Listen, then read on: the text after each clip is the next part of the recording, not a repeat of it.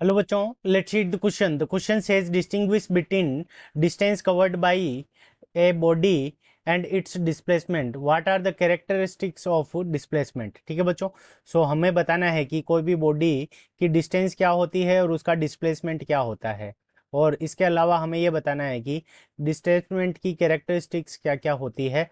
सो इस क्वेश्चन को करने के लिए हम क्या करेंगे, की कंसेप्ट अप्लाई करेंगे। की कंसेप्ट के अंदर हम सबसे पहले जो डिस्टेंस की हमारी डेफिनेशन होती है उसको यूज़ करेंगे। सो डिस्टेंस, अब किसी भी ऑब्जेक्ट की जो डिस्टेंस होती है वो क्या होती है।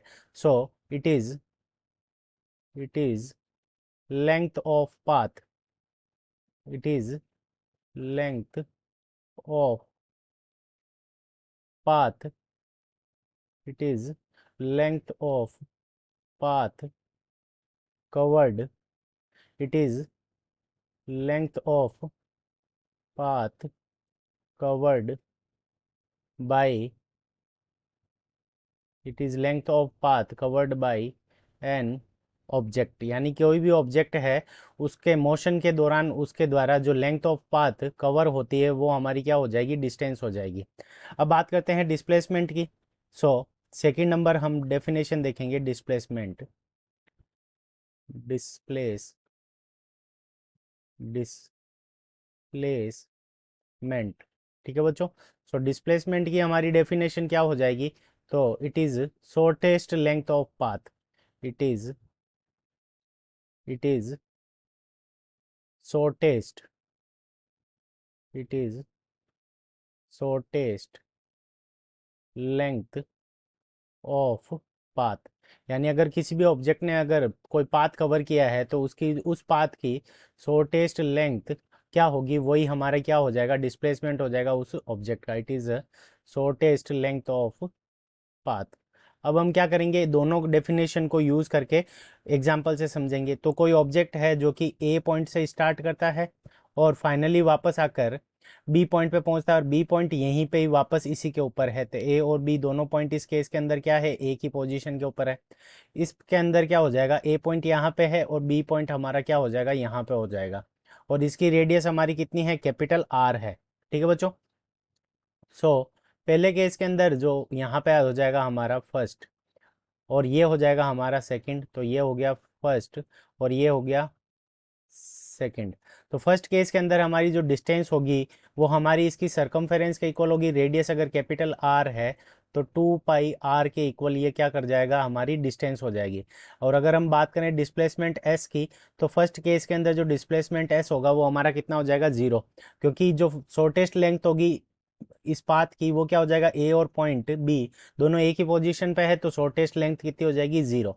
सेकंड केस के अंदर अगर हम बात करें तो डिस्टेंस इज इक्वल्स टू, तो डिस्टेंस हमारी हो जाएगी पाई आर के इक्वल, यानी हाफ ऑफ सरकमफेरेंस, क्योंकि ये सेमी सर्कल है।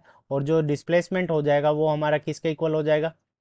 तो देखो शॉर्टेस्ट लेंथ कितनी है ए और बी के बीच में, तो ये 2r के इक्वल है, तो ये डायमीटर के इक्वल हो जाएगा, तो 2r। तो यहाँ पे सेकंड केस के अंदर डिस्प्लेसमेंट इज इक्वल्स टू कितना हो गया हमारा, 2r। तो यहाँ से हमने डिस्टेंस और डिस्प्लेसमेंट के बीच में डिस्टिंग्विश कर लिया। अब बात करते हैं कि डिस्प्लेसमेंट जो होता है, सो इसकी definition displacement displacement is a displacement is a vector. अब कैरेक्टरिस्टिक्स के अंदर हमारी क्या हो जाएगी, displacement is a vector quantity. तो डिस्प्लेसमेंट हमारी क्या है, एक वेक्टर क्वांटिटी है। ठीक है बच्चों, जबकि जो डिस्टेंस है हमारी वो क्या हो जाएगी कि ये हमारी स्केलर क्वांटिटी होगी। तो displacement is a vector quantity, और value of displacement value of displacement, तो हमारी जो डिस्प्लेसमेंट की वैल्यू होगी, value of displacement displacement always value of displacement always always less than always less than always less than और equal to equal to distance. तो जो displacement की जो हमारी वैल्यू होगी वो क्या होगी, ऑलवेज या तो वो लेस देन होगी डिस्टेंस के, और या फिर हमारी जो डिस्प्लेसमेंट उसके इक्वल हो जाएगी। और जब कोई भी ऑब्जेक्ट अगर स्ट्रेट लाइन के ऊपर अलोंग मूव करेगा, तो जैसे मान लो यहाँ पे ये ए पॉइंट से स्टार्ट करता है और बी पॉइंट पे अगर पहुँचता है, तो इस कंडीशन के अंदर जो हमारी डिस्टेंस है डी, उसकी वैल्यू किसके इक्वल हो जाएगी, डिस्प्लेसमेंट एस के इक्वल हो जाएगी। और बाकी सर्कुलर और किसी कर्व्ड पाथ के अंदर मूव करेगा, तो उस कंडीशन के अंदर डिस्प्लेसमेंट की वैल्यू डिस्टेंस से हमारी कम रहेगी। तो ये हमारे इस क्वेश्चन का करेक्ट आंसर है। I hope you understood it well. Best of luck. Thank you.